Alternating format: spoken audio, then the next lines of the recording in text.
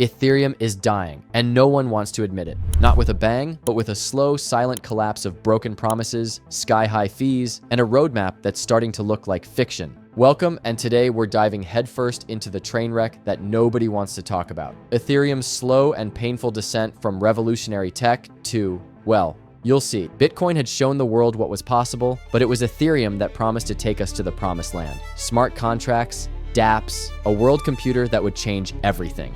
Ethereum wasn't just a currency, it was an ecosystem, a platform, a movement. It gave us ICOs, DeFi, and those pixelated apes selling for millions. Early investors turned hundreds into millions, and developers flocked to build on what seemed like the future of the internet itself. When Bitcoin was struggling through the crypto winter of 2018, Ethereum was busy building. The platform became home to thousands of tokens, each with their own use case and vision for the future. DeFi Summer 2020 showed us what was possible when traditional finance met blockchain technology. Lending, borrowing, yield farming, all without middlemen taking their cut. Ethereum's dominance seemed unstoppable. Projects built on its network were valued in the billions. Vitalik Buterin became the face of the industry, respected even by traditional tech giants. The narrative was clear. Bitcoin might be digital gold, but Ethereum was the internet of value, the foundation for an entirely new financial system.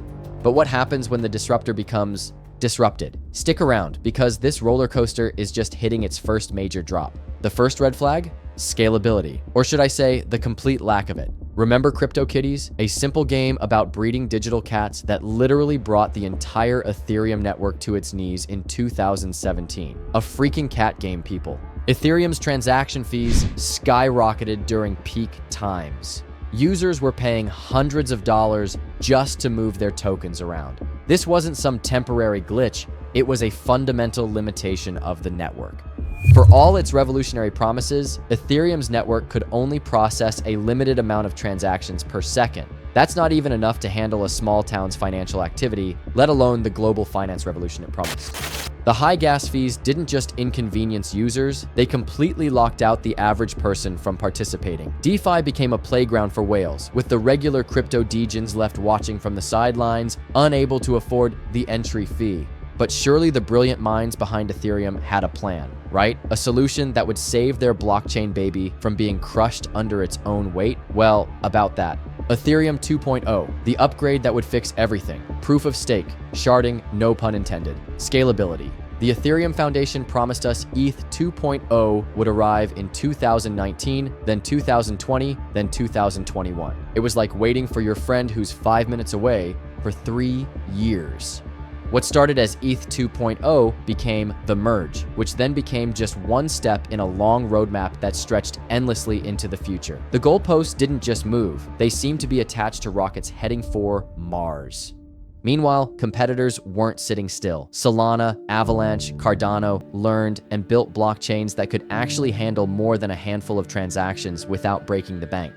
These Ethereum killers weren't just faster, they were built from the ground up to solve the very problems Ethereum was struggling to patch. Layer 2 solutions emerged as band-aids for Ethereum's bleeding wounds, each promising to make Ethereum transactions faster and cheaper, but adding complexity to the ecosystem. Users now needed a PhD in crypto just to figure out how to move their assets around efficiently. But the real horror story wasn't the delays, it was what happened when the competition started eating Ethereum's lunch right off its plate. By 2023, Ethereum's market dominance as a Layer 1 had plummeted. Developers were jumping ship faster than rats from the Titanic. Why build on a blockchain where your users need to pay excessive fees? The Ethereum killers were offering the same functionality with transaction fees measured in pennies, not hundreds of dollars. Check out the Ethereum to BTC chart. It's been down only since 2021. That's not just a market fluctuation. That's a fundamental shift in how investors view Ethereum's future compared to Bitcoin. While Bitcoin maintained its position as digital gold, Ethereum's narrative as the foundation of Web3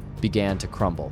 The network effect, Ethereum's biggest advantage, started to crumble. Major projects began launching on multiple chains or abandoning Ethereum altogether. Innovation, once concentrated on Ethereum, has dispersed across the crypto landscape. New projects looked at Ethereum's congestion and high fees and said, no thanks, we'll build elsewhere. The brain drain was real and accelerating with each passing month.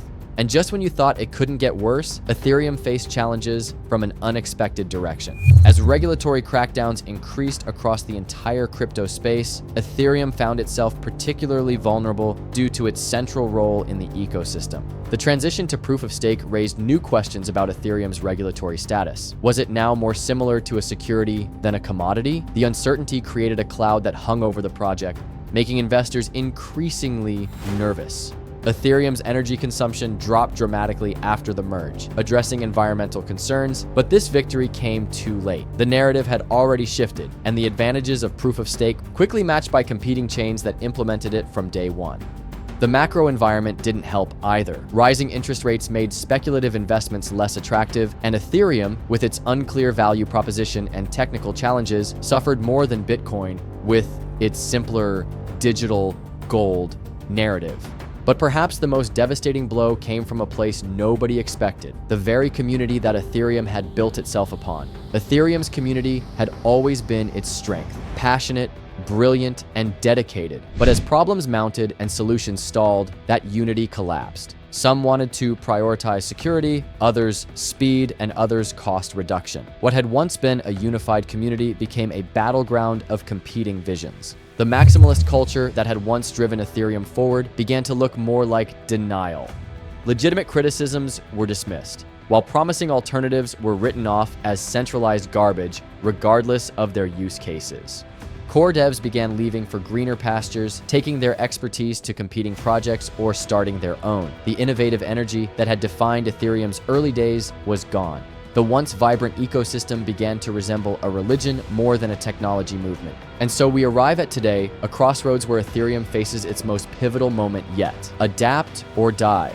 Look, I'm not saying Ethereum is dead. It's still the second largest cryptocurrency by market cap. It still has brilliant minds working on it, but it's a shadow of what it promised to be. The world computer can barely handle a fraction of what modern finance requires. DeFi projects are multi-chain or moving entirely.